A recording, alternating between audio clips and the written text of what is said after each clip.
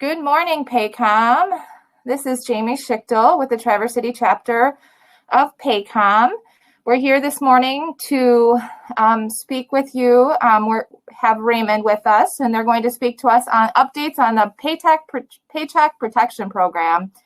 We have Kimberly Schwaiger and Matt Barczak from Raymond with us. So just a few introduction type things before we get going with today's presentation. Use the comment box at the bottom of the right panel to ask questions to the presenter. We'll have a question and answer section at the end of the meeting, so feel free to send in your questions throughout the presentation, and we'll make sure to get to all of those at the end of the meeting. Terry McPhall, our chapter vice president, is moderating today. Can you hear me? If you can't hear me, check your speaker settings. I am talking, so you should be able to hear us. We have lots of space in today's presentation. So if you need to log out, feel free to do so and come back in. We will be offering continuing education credits for today's webinar. They are CMM approved, and you will be emailed an index number at the end of the presentation that you'll want to log in your CEU log once you receive that. After the webinar, look for an email with a link to the recording and your CEU index number. Some of our webinars are able to be uploaded to the youtube.com page, and if so, that'll be listed there. And you can check the member library for other materials referenced in the webinar today. PAHCOM shares knowledge. We are a venue for sharing communication amongst a group. However, we do not take any responsibility for the material, advice, or opinions offered by the presenters today. All right, so let's go ahead and get started. I'm going to go ahead and bring up the other slide presentation and start by introducing you to our speakers.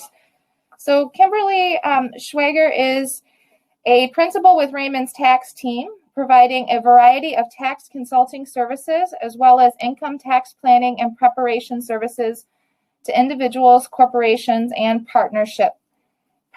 Kimberly has worked in public and private accounting since 1997. Prior to joining Raymond in 2008, she worked at a Big Four public accounting firm in Chicago and also as a domestic tax supervisor at Quaker Oats Corporation and a tax analyst with Midway Games out of Chicago, Illinois. Matt provides tax compliance services to closely held businesses, high net worth individuals, S corporations, partnerships, and corporations. Matt began his public accounting career in 2009. Prior to Matt's current role, he worked with Fortin and Associates as a senior manager and with Raymond as an intern. Thank you so much, Kim and Matt, for sharing your knowledge. Thank you. Good morning, everybody. Hopefully you can hear me okay.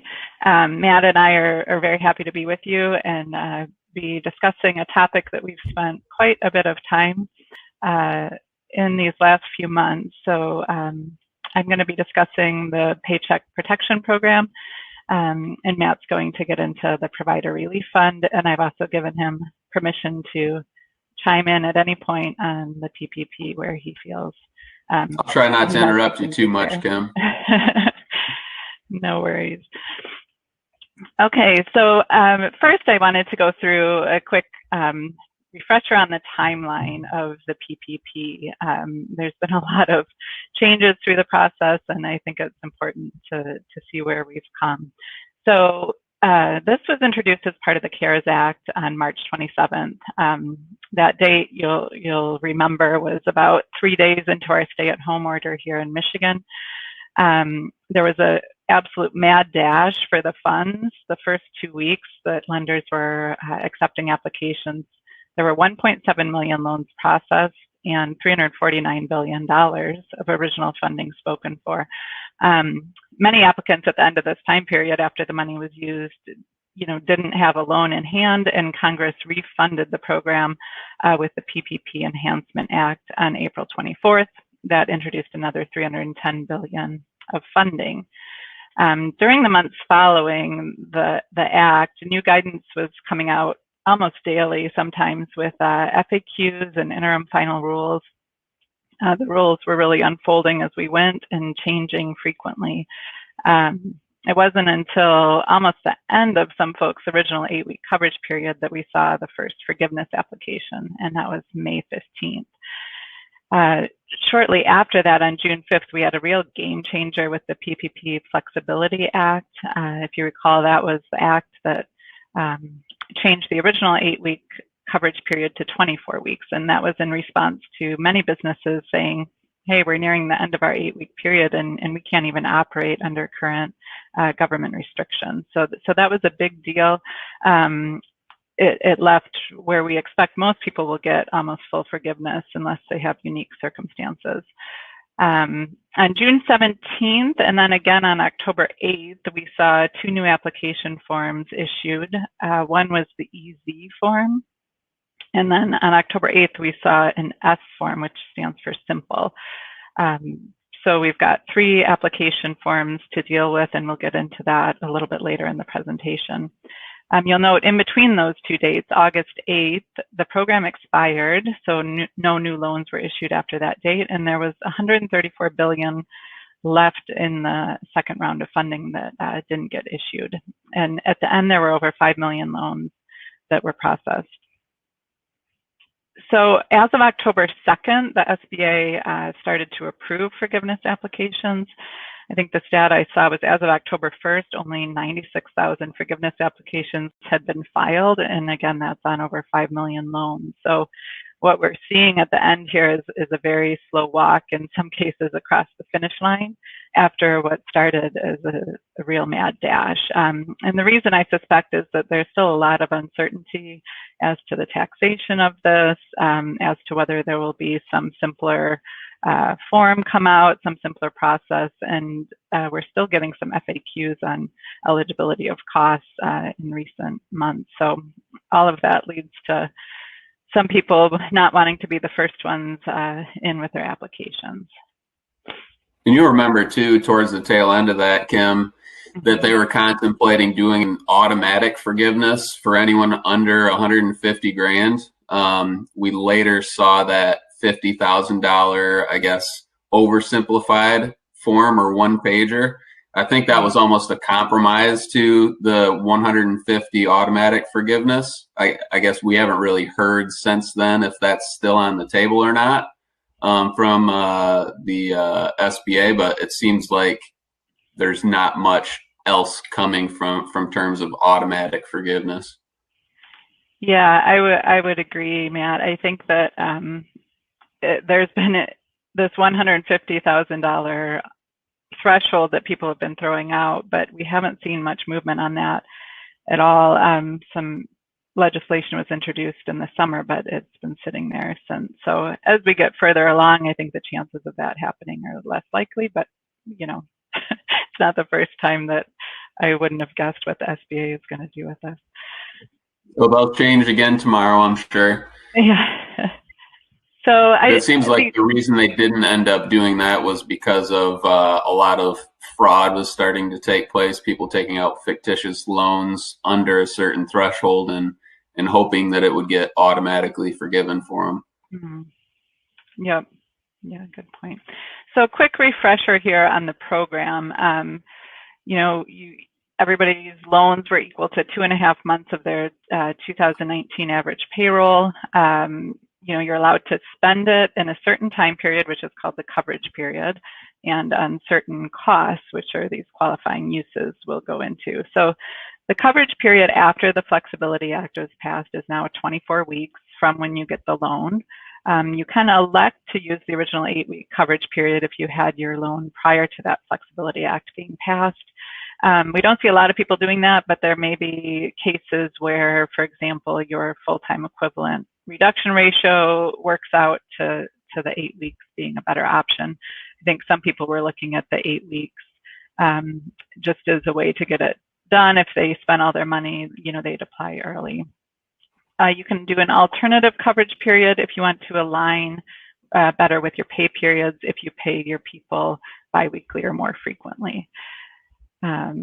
The qualifying uses fall into 4 categories. So payroll costs are the big one, you know, salaries, wages, commissions, basically all forms of compensation, including hazard pay and bonuses. And that's going to be capped per person at a pro rata limit on $100,000 annual salary.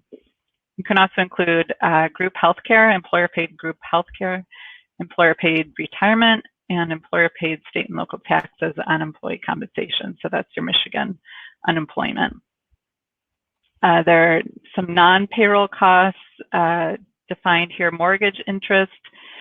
This definition took a while to unfold, but it's basically on real and personal property, and it's defined as loans where that real and personal property secures the loan. So rents, this again can be on real and personal property, but we just found out, you know, I think it was about a month ago, that related party rent is going to be limited to the mortgage interest of that related party. So this was not a borrower-friendly FAQ, and keep that in mind. So if you're renting from a related party that has paid off their mortgage, none of that rent would be allowed.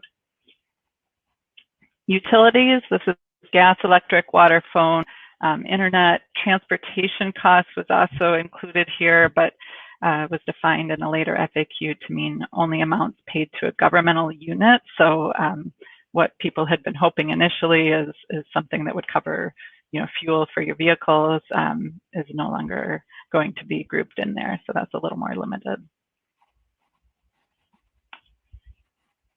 So to maximize the forgiveness, you want to meet your spending qualifications, okay? So technically you can spend your loan in any ratio that you want on those qualifying costs, but to get forgiveness, full forgiveness, you have to have payroll costs of at least 60%, and the non-payroll costs by default then are capped at a 40% limit.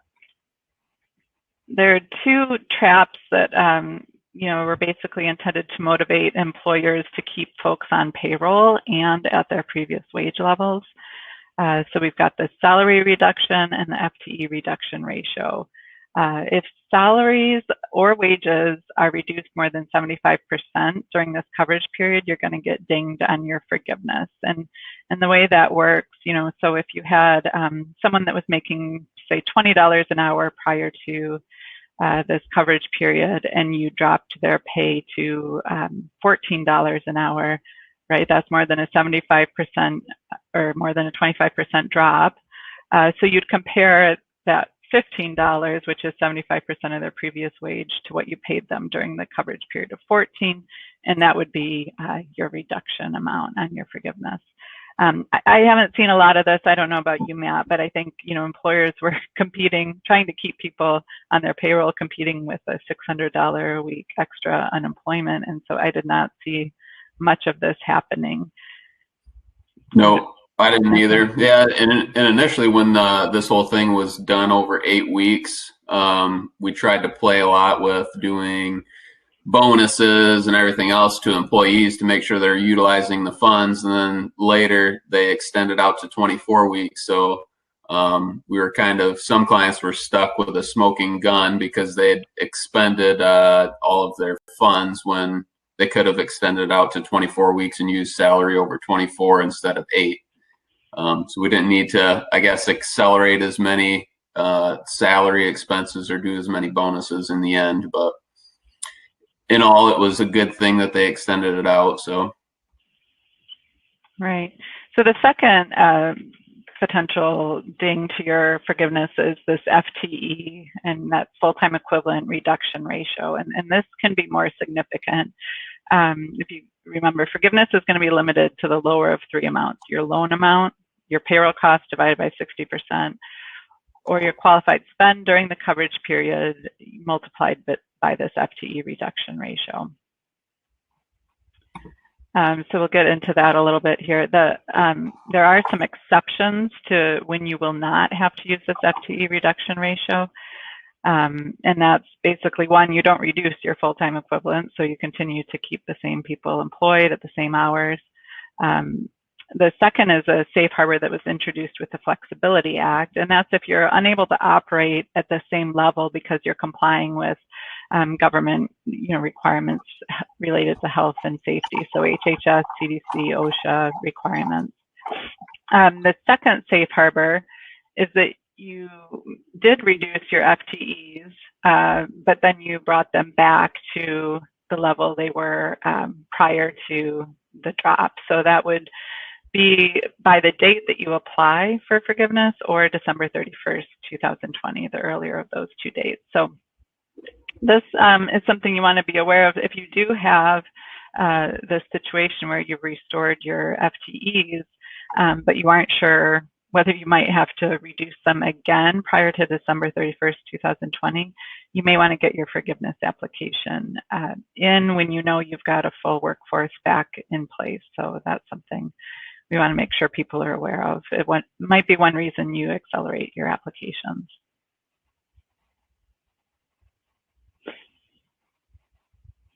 So next slide. So if we don't meet one of those exceptions, this is how the FTE reduction ratio works. You're taking your average full-time equivalents during the covered period, divided by your average full-time equivalents during your chosen reference period. And you can choose your reference period with some flexibility, February 15th, 2019 to June 30th, 2019, or January 1st, 2020 to February 29th, 2020. And you're obviously going to want, there is a seasonal rule too, but I don't think we've got much of that in this group. You want to choose the lower of the three, obviously, just mathematically, that's going to work out to your best advantage. So hopefully people know those numbers and know what they're shooting for as far as their FTE numbers during the coverage period. We're seeing quite a few, I don't know about you, Kim, but quite a few people that qualify for that safe harbor one there, unable to operate between February 15 and end of covered period at the same level. I would say probably 95% of my client base anyway has been able to qualify for that, which makes this whole process extremely smooth and easy. You don't have to go through all the gyrations of pulling a number of hours for employees for those prior periods and going through all these calculations. So that simplifies the process significantly. I don't know if you've had the same case, Kim, on your end with your clients, or has it been different for you? It just depends on the industry. You know, I deal with a wide variety of industries. So construction, manufacturing, some of those that were essential services and weren't impacted have been okay, you know, and they don't have, they didn't have real limiting requirements from these organizations. But yeah, it's a nice safe harbor that we were glad to see come into place with the Flexibility Act. Okay, so on to the forgiveness timeline.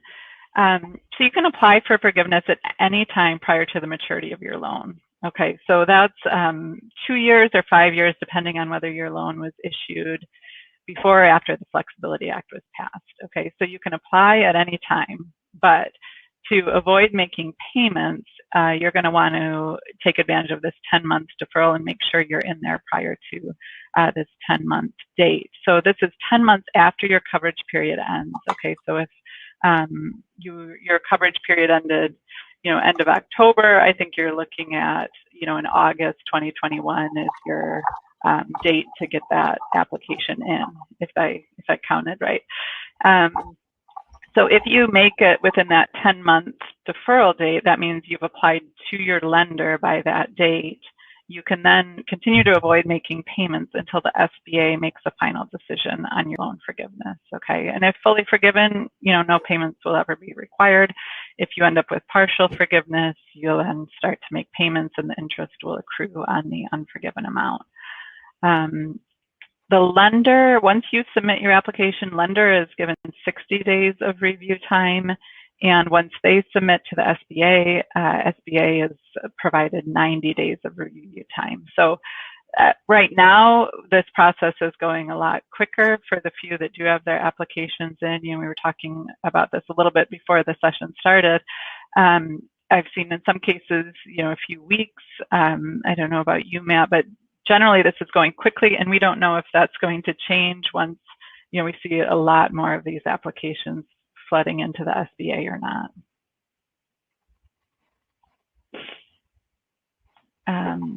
So next we'll go on to just review of the different applications we've got out there. So there are three. We'll start with the most simple.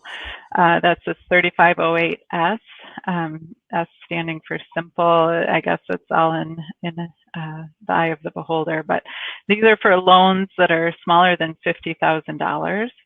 Okay, and you cannot be part of an affiliated group that has loans over $2 million. So those are the criteria to use it.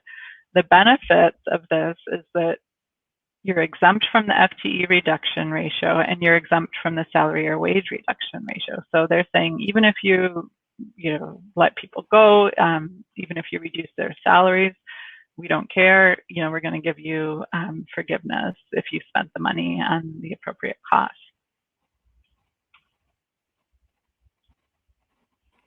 So the simple, really applies to those ratios and potential reductions, but it doesn't necessarily apply to the documents that are required to be submitted. And I want to just go through the qualifying expenses and the documentation that would be required. So for your compensation, you're going to be giving the lender bank statements or third-party payroll provider reports, 941s, and state quarterly wage reports for unemployment tax. Okay, so the bank statements would show the cash outlays for that compensation, unless you use third-party payroll provider reports, and then you can use those. Health insurance, you're going to need to provide payment receipts, canceled checks, or account statements.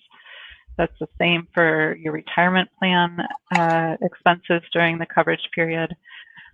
Business mortgage interest payments, you're going to need the lender amortization schedules and receipts or canceled checks. Rent, they're going to want to see your lease agreement and receipts or canceled checks. Utilities, invoices, and again, receipts, canceled checks, or account statements. So this piece is going to be a little bit of a time suck and requires some organization of all these documents. Now, when you submit these to the lender will be reviewing these, but these documents do not get passed on to the SBA for their review. And I've heard one question being asked is if you don't need all of these expenses to reach forgiveness, do you have to go through the process of gathering all these documents and submitting them anyway? I don't know that you do, but I don't know, Matt, what your thoughts are on that. I just caution in case something else gets questioned in another category, whether you'd want to have that backup of the other expenses. Yeah, I've taken the approach of, okay, if we have a loan size of 200 grand and our payroll costs that we're using to apply for forgiveness was 300 grand, that we have more than enough cushion there that even if they do try to nix a portion of that payroll cost, that we'll still be okay. Not to say they would, but that's I guess a more conservative approach. And then even more conservative is including the rest of these expenses. So I've been comfortable with submitting just payroll for the ones that I've assisted and applied for already. But like you're saying, if you want to go even more conservative, including everything definitely isn't going to hurt you. It'll just take more time to put together. Right. Okay, the second forgiveness application that we're going to go through is the EZ application. There are three types of folks that would be eligible to use this. One is you're self-employed, you don't have any employees. The second is a borrower who didn't reduce the salary or hourly wage rate by more than 25% and did not reduce their FTEs or met the exemptions for rehire. So that's a lot of people who basically, just never reduced their workforce, even with the shutdown order in place. The third is borrower did not reduce annual salary or hourly wage rate by greater than 25%. and the borrower was unable to operate at the same level due to government regulation. So these were the safe harbors we were getting into a little bit before, where the FTE reduction ratio doesn't apply. So if that's the case, you're also eligible for this easy form. What does this give you? There's no Schedule A submission, which we'll get into when we talk about the regular form. Schedule A is where you're giving detailed information about each of your employees. The spending documentation required to be submitted is basically the same. And there is limited FTE documentation required to be submitted, but not to the level that you're going to need to do with the regular application. So we'll just go through the documentation again for these cash compensation, health insurance, retirement plans. All of these, this is going to be the same exact thing for all the applications. And we went through that in detail for the S application. But you'll notice at the bottom, the employee data is something different for the EZ application. And you are going to need to provide your number of full-time equivalents. If you're marking a box that says your FTEs were not reduced, you're going to need to provide that for January 1st, 2020 and the end of your covered period. Okay. The next application is just, if you don't meet any of the easier ones, you fall by default into this regular form 3508. The key thing here is that this is going to require a lot more data, a lot more calculations on your FTEs.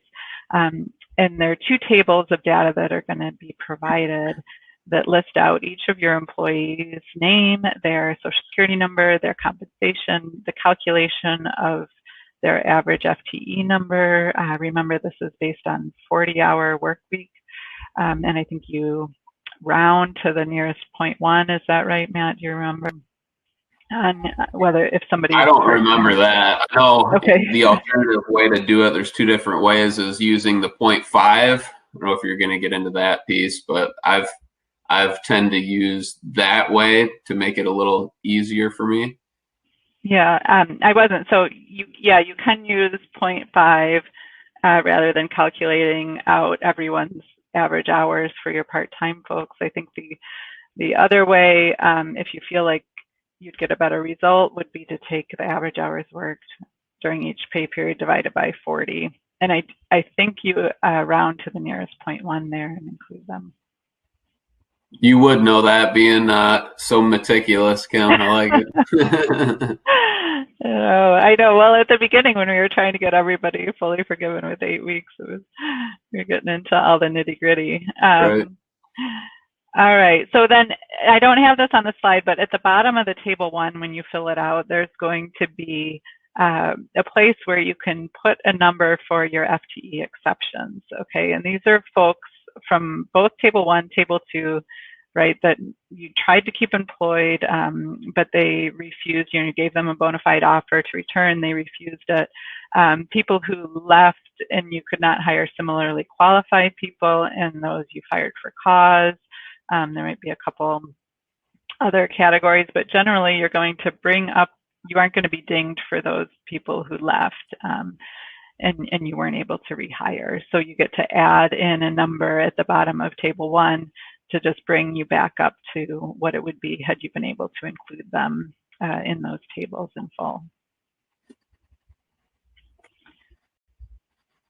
So again, we're seeing all the same documentation for your qualifying costs, but when we get down to the employee data for this regular 3508 application, there's a lot more here. You're going to have average FTEs for your base periods, your chosen reference periods, whether that be the 2019 period or early 2020.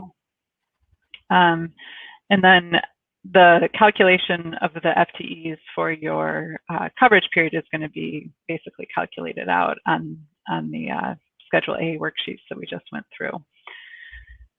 So one thing I want to let people know, so this is what's required to be submitted to your lender, but there are things that they tell you should keep in your records.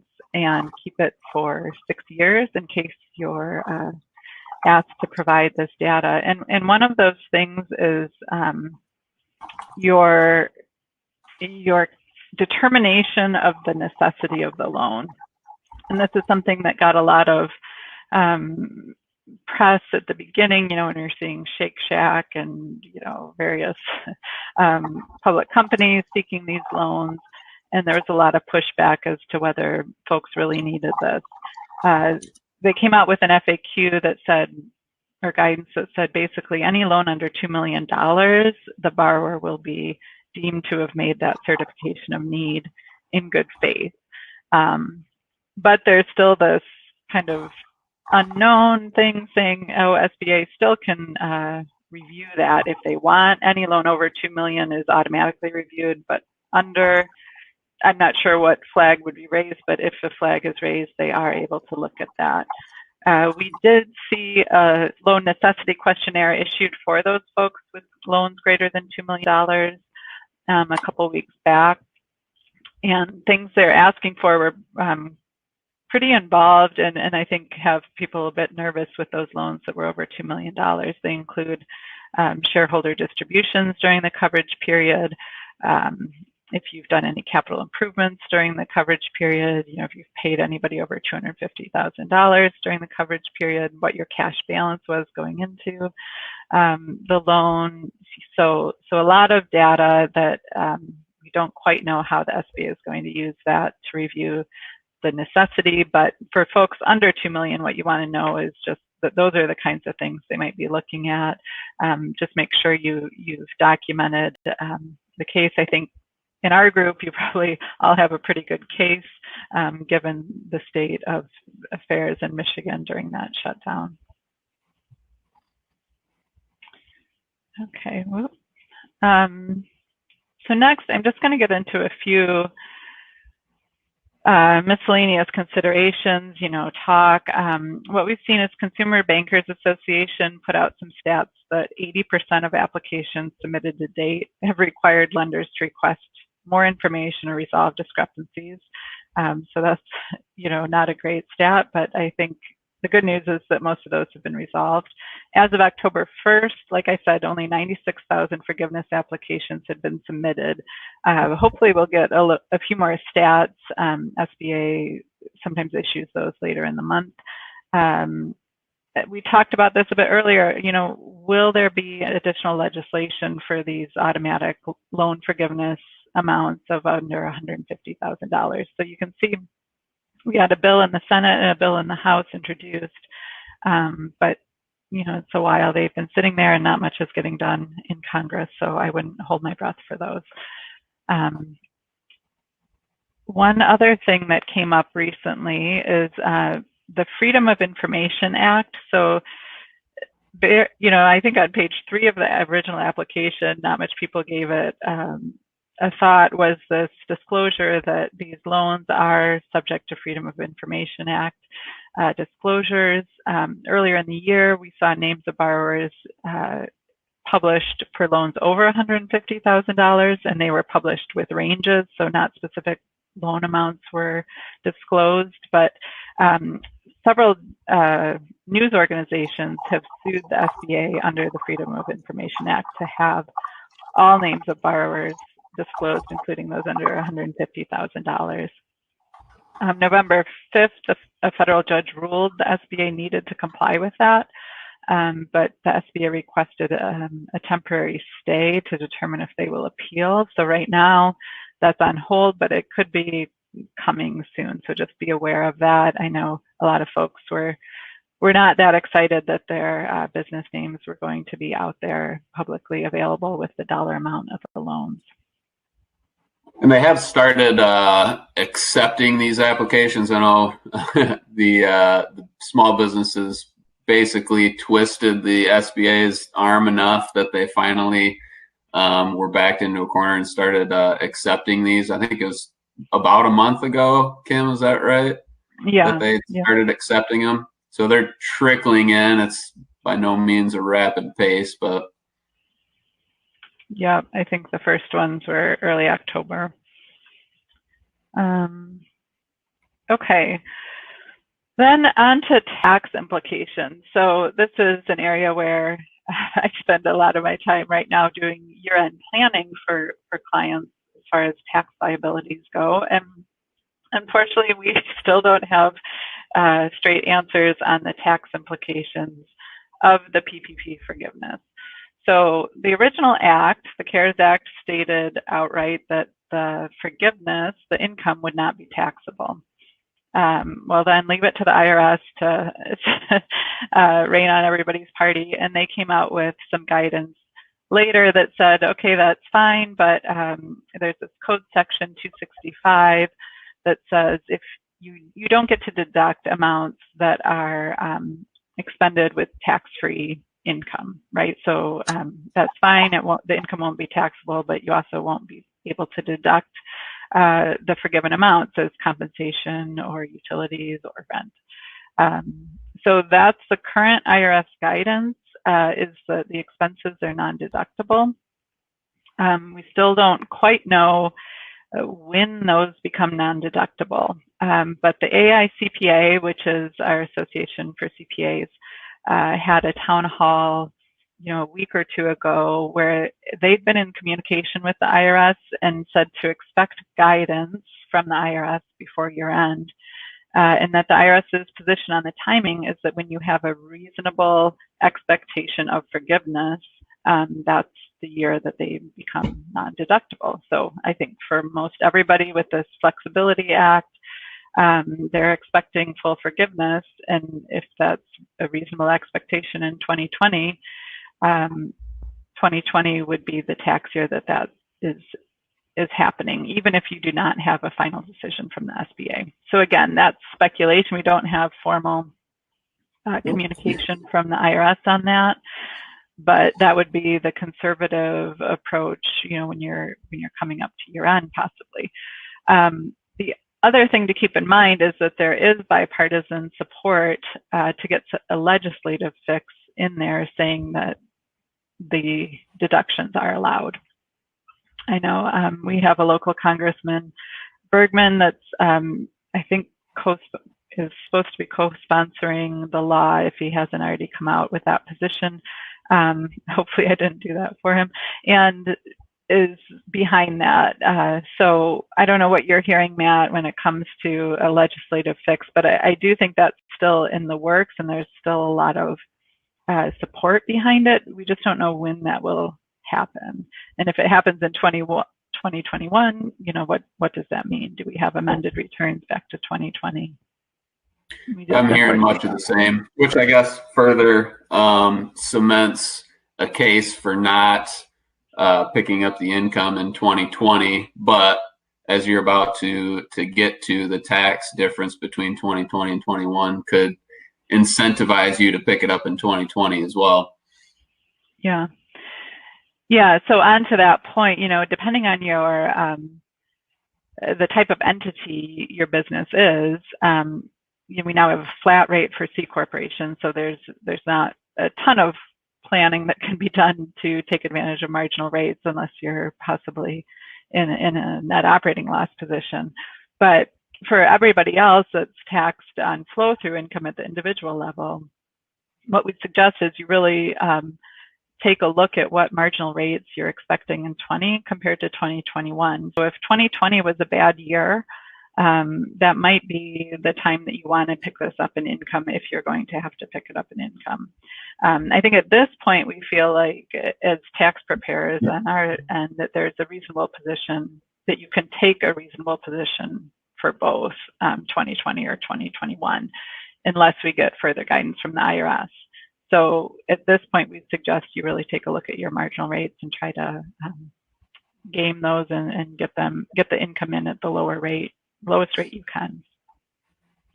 Yeah, for some industries, for some industries, the impact of the flow-through deduction and whether that's still around for taxpayers over 400 grand of income will have a significant impact too, because this could maximize their 20% flow-through deduction, whereas in 2021, they might not get it at all. So yeah, and what Matt's referring to, for those who don't follow the tax plans of our candidates as closely as we do, is that, you know, Biden-Harris had proposed elimination of the 20% flow-through deduction. As to whether they'll get that through, it's, you know, I guess hinging on a Georgia runoff election come January 2021. So that was all I had on the PPP. Matt, I realized I probably took up too much time, but go ahead with your provider relief fund. Well, that's just because I interrupted you so much. That was perfect. HHS provider relief funds. This has been, if the PPP process has been messy, this has been messy on steroids, I feel like.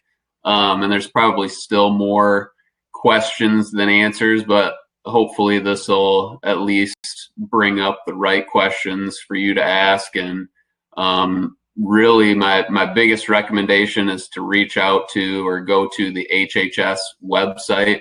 They have probably a couple hundred, it seems like, FAQs on there. And each person's situation is different. So you'll probably have different questions than everyone else. So just a quick refresher, the HHS provider funds have come out in 3 different phases. It initially happened, I think, back in April, where a lot of providers received a deposit in their bank account. They woke up and all of a sudden they had an extra 20, 30, 40 grand in their bank account. And they're like, whoa, what in the world is this? Well, the HHS just automatically distributed those funds to providers who accepted Medicare patients. That same phase 1 was then extended to additional recipients, but an application was then required, so they didn't just deposit it into your bank account. After that, there is a phase 2 where the rest of the healthcare provider world received 2% of your 2019 gross receipts, or if you received a phase 1 distribution, but it wasn't up to 2%, this was to get you up to that 2% of your prior year gross receipts. An application was required for that as well. And then phase 3, which the application process just closed for about 2 weeks ago on November 6th. I'm not sure exactly how much they'll be distributing for that, but ultimately this is to account for lost revenues and increased expenses over and above what you have already been reimbursed from HHS, as well as other PPP stimulus as well. Reporting requirements. This is by no means a simple process. They've made a few changes that they're, I guess, trying to make it more simple, but I think in the end it has ultimately costed providers in this situation. I'll get to that in a minute. Providers who receive more than $10,000 in payments must report how they use those funds through December 31st. And that reporting period is from January 15th through February 15th. And if you don't use all of those funds by December 31st, they are granting an additional 6 months, and then you have to file that report by July 31st. Again, using the provider relief funds, it has to be over and above a reimbursement from PPP. So your reduced amount of revenue from 2019 to 2020, as well as your increased expenses for COVID-related reasons, has to exceed any PPP reimbursement. And the amount that it exceeds PPP reimbursement will then qualify for the HHS provider relief funds, and then you'll have to report it during this reporting period. Going through, I guess, what specifically these reporting requirements look like. Again, you must prove the loss of revenue and increased expenses due to COVID-19. Can't stress enough that it cannot be reimbursed by PPP or other economic stimulus funds. I know certain providers received a grant from like the EIDL, the EIDL loan, which was the economic disaster grant. And there's been some other local things out there that have provided stimulus packages, which ultimately would reduce the amount that's eligible for reimbursement through the HHS.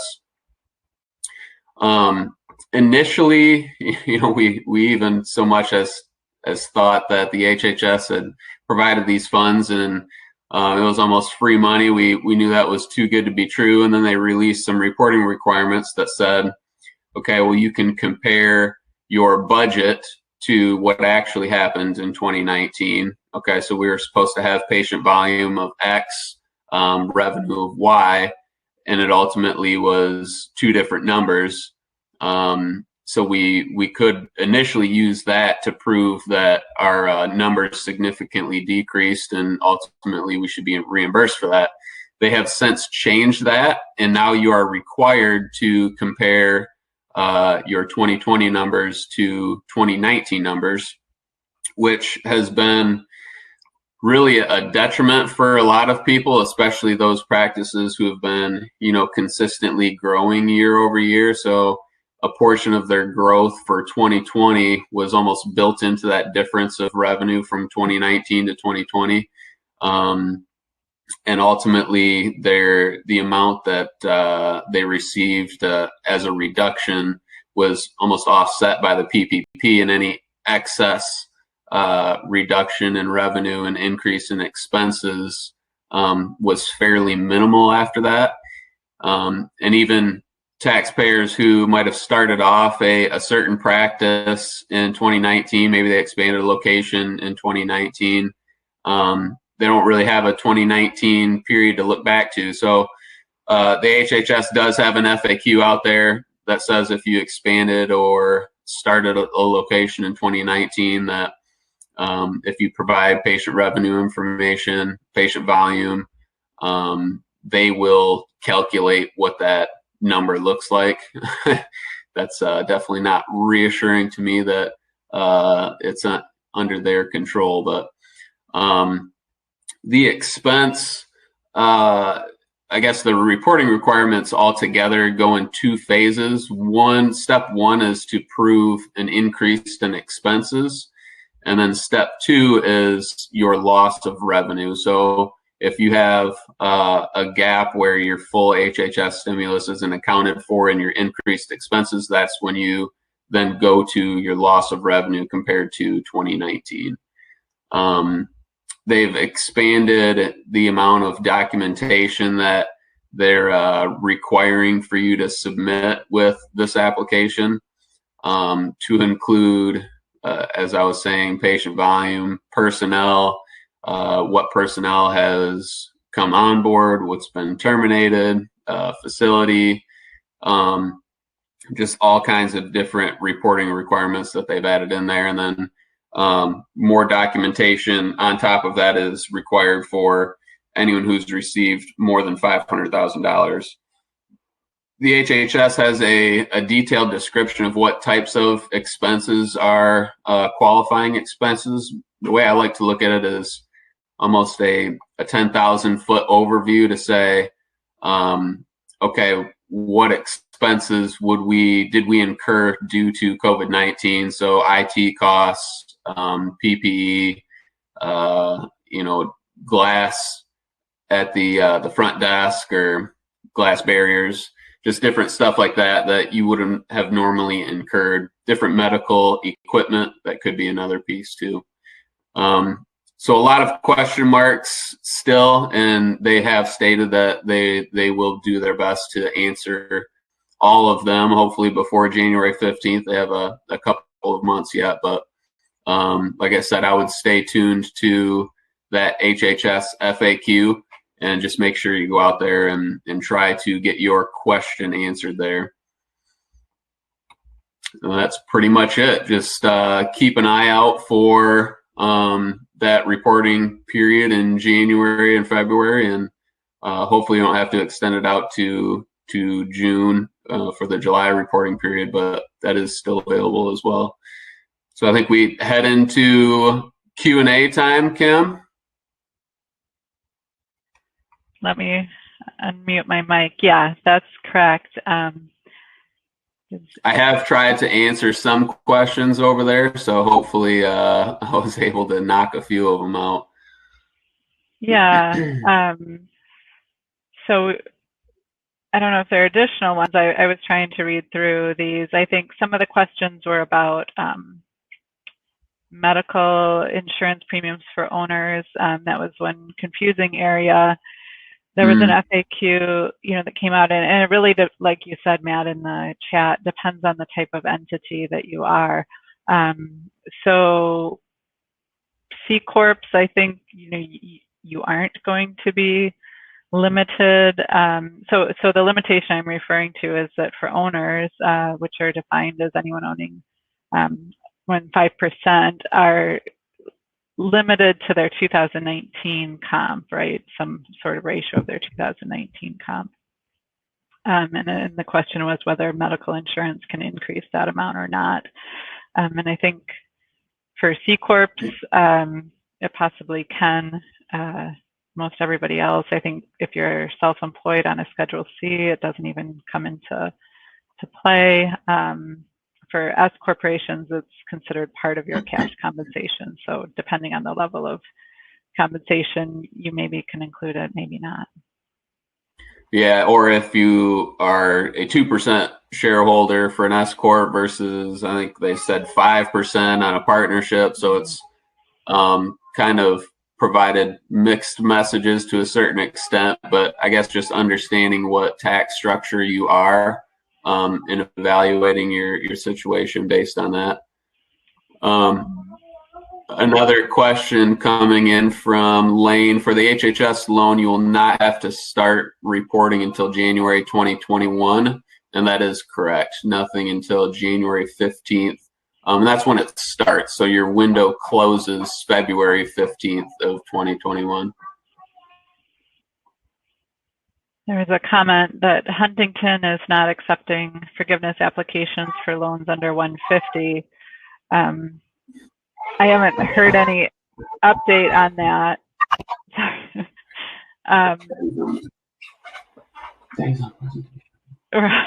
We're all working from home, and kids are out. He was just pounding on the door. I couldn't not let him in. Yeah. So as Matt responded on that, Huntington, they're really the gatekeepers to this. You can't apply directly with the SBA, but I'd check in with them to see if they're still holding that off. If you have a strong reason to get the application in soon, I'd go ahead and push them on that to see if something can be done, or at least your application date can be registered if you're trying to get one of those FTE restoration numbers in. The squeaky wheel tends to get the attention, so. Yeah. In certain situations, I know Huntington has a pretty hard line on that 150 threshold, but. Okay. Let's see, we have a question about 2 employees over 70 who stopped working and remained home. Any exemption for this type of employee? Yeah, so if somebody has voluntarily resigned or asked for their hours to be cut back, they do meet that exception for the FTE reduction ratio. So like we were talking about on that Schedule A submission, you would be able to add them back in when you're going to calculate your FTEs for the coverage period. And there is also I don't know if it's called a safe harbor or what, but if you have offered employment to someone that was laid off during the period and they have rejected it, that you can still include them as an FTE in that situation. I guess documentation would be key in that specific situation to make sure your butt is covered, so to speak, if you ever get a knock as to why they're not listed on your payroll reports. Yeah, those kinds of offers are part of the documentation that you should keep in your own records. It does not need submitted, but should be available upon inquiry. All right. Well, thank you to Kimberly and Matt. That was a great presentation. It had a lot of valuable information that will help us all as we move forward with forgiveness and things. So thank you so much for providing your insight and knowledge to PAHCOM. Doesn't look like there's any additional questions coming in, so I think we can go ahead and end our presentation for today. And Chelsea, thank you, and thank you guys for having us. I would say, as far as I'm concerned, you can share my contact information with anyone who might have a question that pops up, and they can reach out to me directly as well. I don't know if you feel the same, Kim? Yeah, of course. We're happy to field any questions. All right. Well, we'll make sure that the slides and things get put up on the PAHCOM website, and anyone listening who wants to reach out to me with specific information or questions related to their contact information, please feel free to reach out as well. Thank you again. Hope you all have a great day, and thank you to everyone for joining. Happy holidays, and we'll see you soon. Have a great day. Thank you. Thank you.